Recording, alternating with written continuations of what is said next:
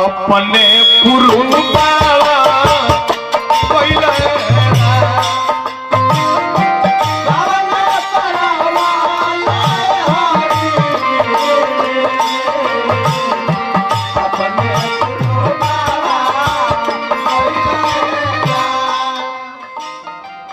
देखिए एगो समय रहे हमनी के जिंदगी में। हाँ एमएलसी साहब ढेर अंतर अपन जिंदगी का अनुभव बताओ तनी, दूसरों के छोड़ दे। हाँ अपन जिंदगी का अनुभव हम बताओ तनी। हाँ पहले विवाह होके तो 4-5 बरस के बाद कौना भी होके। हाँ ओकरे में कुल खाटी माची झांपी दिया है।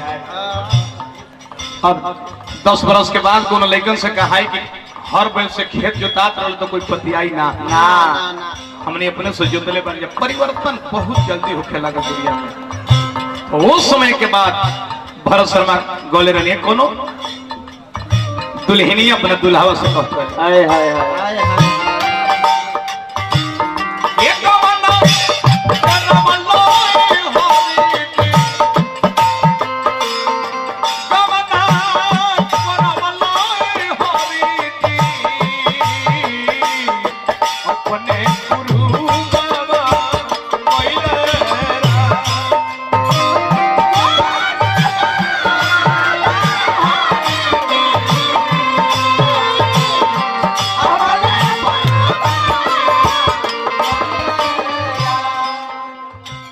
एगो पात्र हम ढूंढनी हो। मान ली के पीतर के पात्र बा, ओकरा में सामान हमारा रखे के बा, तो सामान रखे वाला पर निर्भर करी। जे ठीक दिमाग के रहे से तो समयो बना के धो दी। हाँ जगह दिमाग ना रही से गोबरो भर दी। सुधीर बाबू दिमाग इंसान के दिमाग पर ऊपर निर्भर करेला। हाँ इंसान के हाथ में माचिस दे दी। हाँ उससे कई गो काम हो जाएगी। हाँ कोनो अतिथि के चाय बना के पिया दी। हाँ खाना बना के चूल्हा जला के खिया दी। हाँ अन्य देखे घर में आगे लगा दी। दोनों का फायदा बुझा जाए करके देख लिए। ऐसे भगवान गणेश को भक्त पहले गौरी की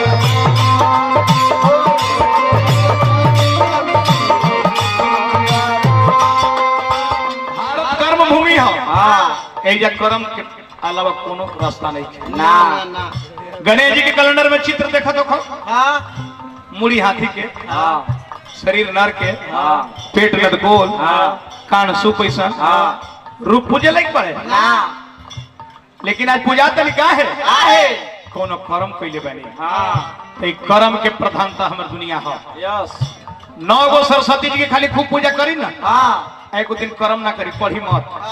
आप परीक्षा दे जाए तो पास कर जाए।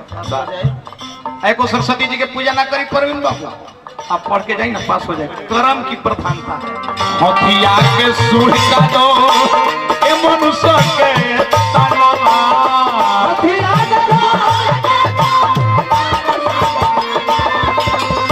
सब देवतन के पहले होखेला पूजा।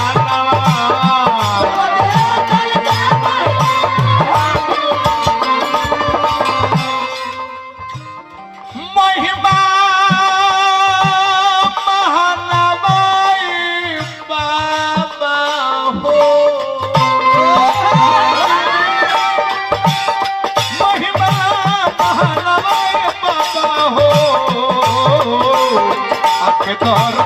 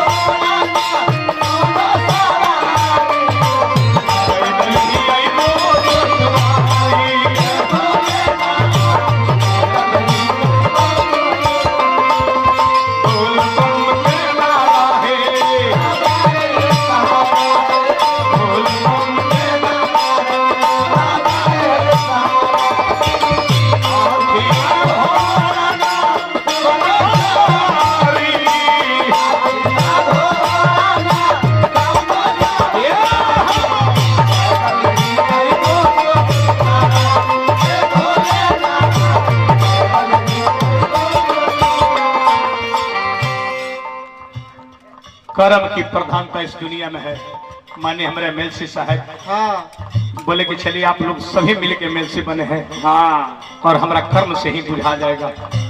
फनिहार बिरवाई के चिकन पात होले कर्म के प्रधानता इतना बा एगो मछिया रहे बगले में। हाँ अब पति पत्नी बियाह कैले हाँ। ढेर दिन हो गए बाल बच्चा ना भइले। अच्छा पड़ोस पड़ोस के मेहरारू लोग ज्यादा थाना मार से मारा हो बांधियो गोली खा ली संतानी हुई तो दोनों पति पत्नी साधु जी के मठिया में गए बाबा ए बाबा हमने के बड़ा लक्षणा लोग बांध के लागे बियाह कैला ढेर दिन हो गए एको बाल बच्चा नहीं। साधु जी उठा के भभो दिल के ले जो कल्याण हो जाता ये मनोकामना पूर्ण हो आ कोई दूर गए तो बोले लेके सुने ने आओ भभूतिये के भरोसा मत रही हाँ हाथों को चलाई हो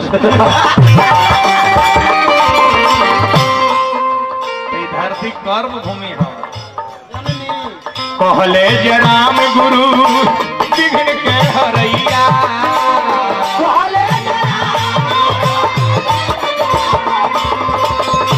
अब सुदत भंवरैया था में परम बिया मैया